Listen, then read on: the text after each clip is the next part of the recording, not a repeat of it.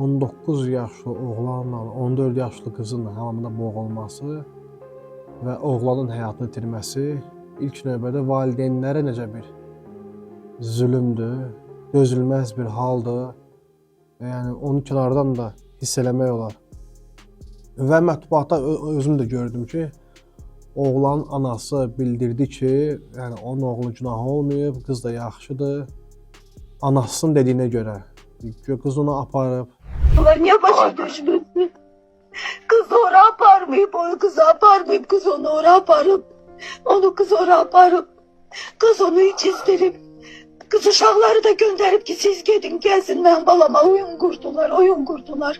Kıza hiçbir şey olmuyor. Kız bugün öz ayağıyla xəstəxanadan geldi benim evimde. Ben balam bir soğul olmuyor, balam hiç gibi pislik eləmeyip, uşaklar ne olar? Hansısa bir içki qəbul olunub, yəni etdirib daha doğrusu, yəni belə eşitdim mən və hadisə oğlanın başına gəlib. Yəni sən bu yaşda hara gedə bilərsən, sən nə edə bilərsən? Yəni yenə deyirəm, mən çılpaqlıqla danışmaq istəmirəm, çünki hadisədən detallı xəbərim yoxdur, amma görünən budur və oğlanın anasının, mərhumun anasının dedikləri adamı dəhşətə gətirir. Bu faciələr zaman-zaman olub, bütün dünyada olub.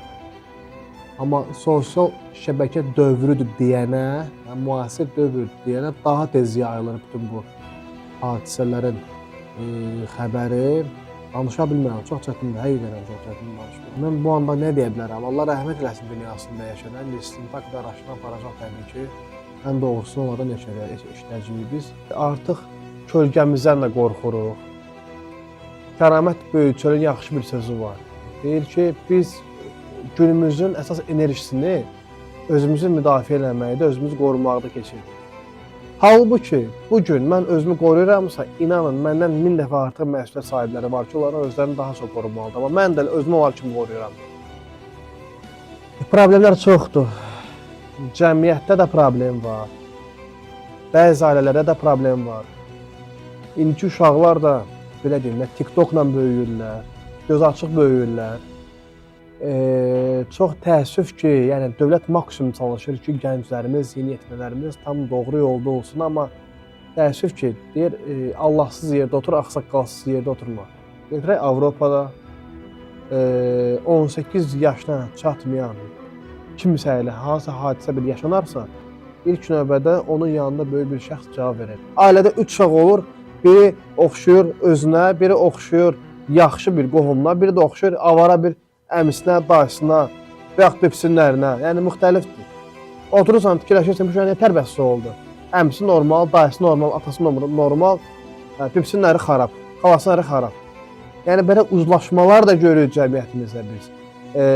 Ona görə də ilk növbədə hörmətli valideynlər, hörmətli cəmiyyətimiz, valideynə təbii ki, valideyn özü dəyər bilməlidir, dəyər sahibi olmalıdır. Amma biz müəllimə də dəyər verməliyik ki, müəllim də öz tərəfindən uşaqları yetişdirə bilsin. Bilirsiniz bunun səbəbi nədir?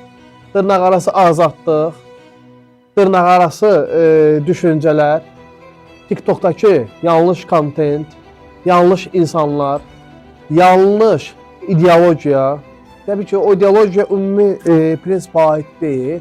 Misal üçün, səviyyəsiz bir, keyfiyyətsiz insan ortaya çıxır, ideologiya yaradır və onun da qurbanı, bax belə, gənclər olur. Kim ki, Azərbaycan mentalitetini bəyənmirsə, ilk növbədə özünü bəyənmir. Çünki biz hər birimiz Azərbaycan vətəndaşıyıq. Çünki hər birimiz bu ölkədə doğulub, böyüyüb, buranın çörəyini suyunu içirik. Qalib Azərbaycanın övladlarıyıq biz. Böyükçü yeri bilmək lazımdır. Nə qədər böyükçü yeri bilməyəcəksə, ağsaqqallara, müəllimlərə hörmət qoymayacaqsa, ziyalılara hörmət qoymayacaqsa, bizim problemlərimiz başdan başa olacaq, faciələrimiz başdan başa olacaq. Hamı özünü ağıllı sayır, ağıllı saymaqla deyil, zaten ağıllı insanlar var, onların dəyəri qiymətini verməliyik. Əziz insanlar, dəyərli dostlar, bugün faciədə problemin hər kəsin qapısında olmasın deyə nümunəvi dəyərlərə hökmət riayət etməliyik. Allah sizləri qorusun.